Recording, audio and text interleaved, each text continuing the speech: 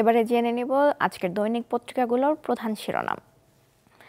প্রথমে আছে দৈনিক ইত্তেফাক। তাদের প্রধান শিরোনাম, নির্বাচন নিয়ে অনৈক্য, ষড়যন্ত্র দেখছে বিএনপি, ভোটের উপযুক্ত পরিবেশ চায় জামায়াত ও এনসিপি। এছাড়াও খেলার খবর নিয়ে তাদের আরেকটি শিরোনাম, মিয়ানমারে যে লক্ষ্য নিয়ে গিয়েছিল বাংলাদেশ তা পূরণ হয়েছে আগেই। তাতে এএফসি নারী এশিয়ান কাপের বাছাই পর্বের শেষ ম্যাচটি ছিল শুধু নিয়ম রক্ষার। এছাড়াও তাদের আরেকটি শিরোনাম, আজ পবিত্র আশুরা।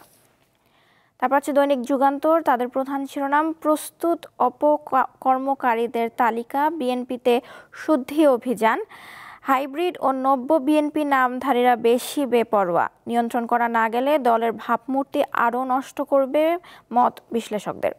এছাড়াও আছে মূলধন ঘাটতি ও খেলাপিতে সরকারের উদ্বেগ, ভয়াবহ সংকটে 6 বিশেষায়িত ব্যাংক।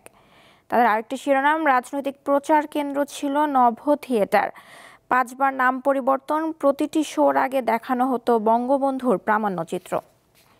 এরপর আছে দৈনিক প্রথম আলো। তাদের প্রধান শিরোনাম, পবিত্র আশুরা আজ 10 মহরম, মুসলমানদের জন্য অত্যন্ত তাৎপর্যপূর্ণ ও শোকাবহ দিন।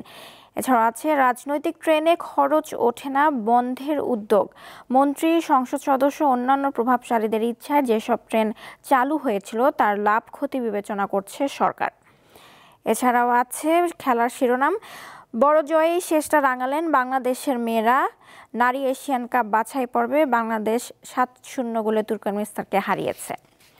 এবার আছে দৈনিক সমকাল। তাদের প্রধান শিরোনাম, বিএনপিকে আনুপাতিক উচ্চকক্ষে রাজি করাতে পিআর পদ্ধতির চাপ, জামায়াত ও ইসলামী আন্দোলনের দর কষাকষির কৌশল, এনসিপি সহ অন্যরাও সুর মিলিয়েছে। এছাড়াও আছে কেন্দ্রীয় ব্যাংকের ক্ষমতা বাড়ছে, হচ্ছে সাংবিধানিক প্রতিষ্ঠান, কেবল জাতীয় সংসদের কাছে দায়বদ্ধ থাকবে, পরিচালনা পর্ষদে কোনো আমলা রাখা যাবে না।